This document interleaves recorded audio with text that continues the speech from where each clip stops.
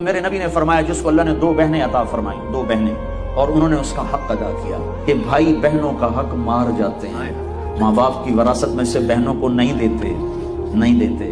یہ ایسے ہی حرام ہے جیسے شراب بیچنا حرام ہے، جیسے سود کھانا حرام ہے، ایسے ہی بہنوں کا حق کھا جانا ایسے ہی حرام ہے جیسے چوری حرام ہے۔ یہ بہنوں کا چور ہے، اس کی چوری کی جس کے ساتھ مل کے ایک چھاتی کا دودھ پیا، ایک تھالی پیالی میں کھایا اور پیا، ایک چھت تلے جس کے ساتھ زندگی گزاری، یہ اس کی چوری کر گیا ہے۔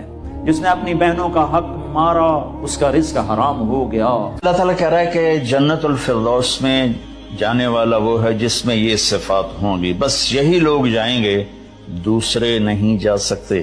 تو پہلی صفت ہے جنہوں نے اپنی نمازوں کو دھیان سے پڑھا، دوسری ہے جو زکوٰۃ ادا کرتے ہیں، جو اپنا وقت ضائع نہیں کرتے فضول باتوں میں، فضول چیزوں میں، جو زنا نہیں کرتے اور اپنے آپ کو پاک دامن رکھتے ہیں، جو وعدے نبھاتے ہیں اور بددیانتی نہیں کرتے، جو نماز میں سستی نہیں کرتے اور اس سے بر وقت پڑھتے ہیں اور مسجد میں پڑھتے ہیں، باجماعت پڑھتے ہیں، یہی ہیں وہ لوگ جو جنت الفردوس کے وارث۔ ایسے تو نہیں حسین سر کٹوا کے نیزوں پہ چڑھ گئے اور آل رسول کے سیٹے گئے اور بوٹی بوٹی ان کے ہو گئی کہ اللہ کو نہیں چھوڑنا باقی سب چھوڑ دیں گے۔ جس امت کے پاس کربلا کی تاریخ ہو وہ امت نماز چھوڑ دے، وہ امت جھوٹ بولے، شراب پی، زنا کرے۔ جلا دو اپنی تاریخ کو، جلا دو اپنی کتابوں کو، جلا دو اپنی میراث کو، جو کرنا پھر جو مرضی کرو، بھلا دو حسین کی قربانی کو۔ یہ کوئی زندگی ہے جو ہم گزار رہے ہیں؟ حضرت عباس امام حسین سے میدان میں جانے کی رخصت طلب کرتے ہیں اور فرماتے ہیں کہ آقا اب مجھ سے بچوں کی پیاس برداشت نہیں ہو سکتی، اور خیمہ گاہ سے العطش العطش کی صدائیں بلند ہیں۔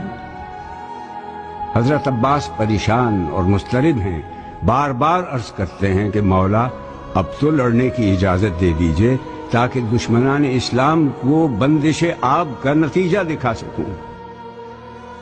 قدموں پہ سر کو رکھ کے یہ بولا وہ مہجبیں، کب تک غلام صبر کرے یا امام دین، مجھ کو سنا کے یہ کہتے ہیں اہل کی، اب فاطمہ کے لال کا یاور کوئی نہیں۔